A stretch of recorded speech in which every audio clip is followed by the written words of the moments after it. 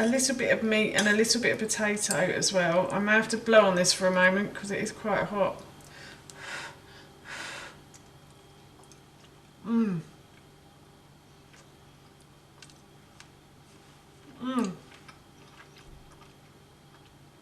The meat is really juicy and tender, and it just sort of melts in your mouth.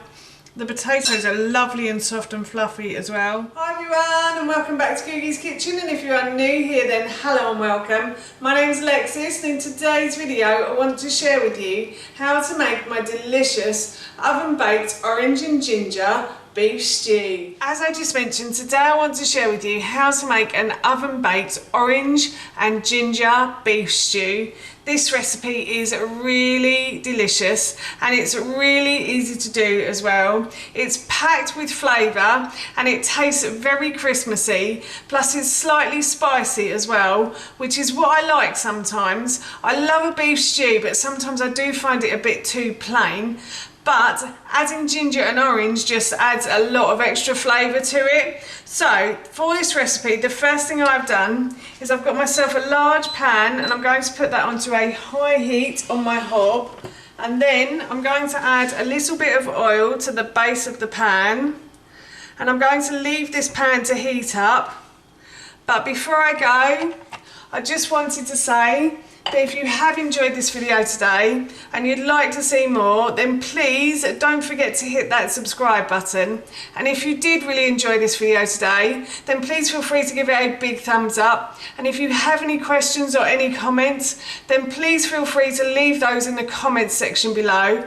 Everything like that really helps me out and I would really appreciate it. So as I said, I'm just going to leave this pan to heat up. Pan is getting nice and hot, so now what I'm going to do is I'm going to add a leek. So I have simply just sliced this leek. I've cut the top and the bottom from the leek, and I've just sliced it into about 1/2 centimetre pieces, and I'm just popping that into the base of my saucepan, my large saucepan, and I'm going to fry the leek until it starts to soften. The leek has started to soften, so now what I'm going to do is I'm going to add in 2 cloves of garlic. So I've simply removed the skin from the garlic, I squashed it underneath my knife, removed the skin, and then I've just simply sliced the garlic, roughly sliced. It doesn't have to be perfect, I'm not the best chopper, and I always find that the garlic does sort of disintegrate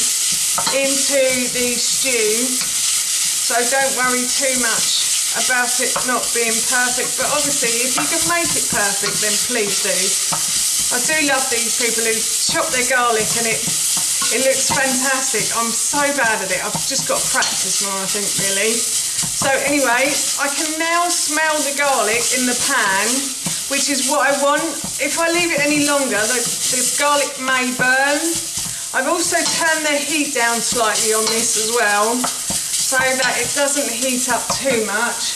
And now what I'm going to do is I'm going to add in 1 large carrot that I've simply peeled and sliced and diced, and then I've also got half a butternut squash, a small butternut squash that I've simply peeled and diced as well. And I'm just going to pop those into the base of my pan like so. And these will take a while to fry and get soft. I would say anywhere between 5 to 10 minutes depending on your hob, but I'm just going to continue to fry these pieces of vegetable in the pan. Now I've got about 500 grams of minced beef that I'm just going to pop into the base of the pan like so. You can fry this off at the beginning if you want to. I don't really mind too much it being fried with all the vegetables. I actually prefer it. I think it adds to the flavour a bit. The bottom of the pan is very burnt as well, but I think that also adds to the flavour too. Right, so I'm just going to continue to fry the beef steak. This is beef stewing steak, and I'm just going to continue to fry this until it starts to brown around the edges and around the sides of the beef. Beef stewing steak didn't take long to brown. It's gone a lovely golden brown colour now. So what I'm going to do is I'm going to add in the green beans as well. Again, you could add these in with the vegetables. They won't take long in here to cook down, basically.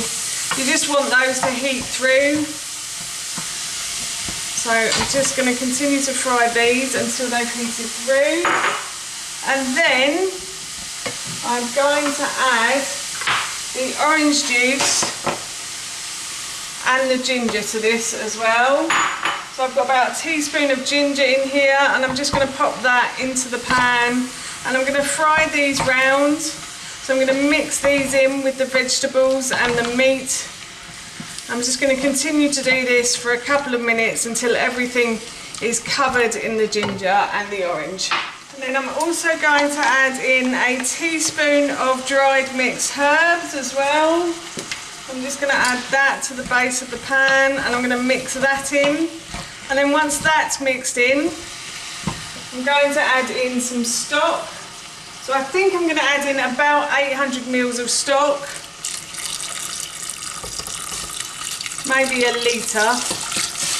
This jug always spills. They're lovely, but they look really nice, but they do spill a lot, I have to say. Yeah, I think that's about a litre now. So I've added in about a litre of stock there. I'm going to pop the potatoes in for the stew now. I've got about 800 grams of potatoes that I'm just going to pop into the base of the pan. And then I'm going to turn the heat back up on this. And I'm going to bring this to the boil, and then I will leave it to simmer. And while I'm bringing it to the boil, I'm just going to add some salt and pepper to taste as well. So salt and pepper to your taste. You don't have to add it if you don't want to. There is a lot of flavour in here with the ginger and the orange anyway. But I just like to add a little bit to bring out the taste of those flavours. And then, as I said, I'm just going to pop the lid on and leave this to come to the boil. The pan has come to the boil, so I'm going to turn the heat down to a medium heat, and I'm going to leave this to simmer for about 10 minutes until the potatoes are fork full. So what I mean by that is that I will pick up a potato and it will fall off the fork very easily. That's when I know it's time to put it into the oven. So I'm just going to leave this to simmer for 10 minutes, and then right after 10 minutes I will check and make sure the potatoes are fork full. The stew has been simmering for a good 10 minutes, so what I'm going to do is just try and pick up a potato with the fork. Like so, and there you go, it's just fallen straight off the fork. So I know that that's perfect. And now what I'm going to do is I'm going to put this into the oven for about an hour and a half to 2 hours. The sauce will reduce and hopefully become a bit thicker with all of the vegetables as well. But if you did want to add flour, then I would add it in at the beginning. When you add the meat in, just add the flour in at the same time. And that will hopefully make the sauce a bit thicker. I don't mind it being a bit runny, I have to say. I quite like it. It's more like soup then. So yes, as I said, I'm off to pop this into the oven for about an hour and a half to 2 hours. The stew has finished cooking. It's been in the oven for about an hour and a half. It smells amazing. The potatoes are lovely and soft, and so are the vegetables. I've just put a spoon round to check. It's, as I said, it smells delicious, and I'm really looking forward to trying it. So in a moment I will serve some of this and I'll give it a try, and I'll let you know how it tastes. But as I said, right now it smells so good in this kitchen. As you can see, the stew is very warm, but it does smell really good. Can't stop talking about the smell, can I, people? So I'm just going to try it with a little bit of meat and a little bit of potato as well. I may have to blow on this for a moment because it is quite hot.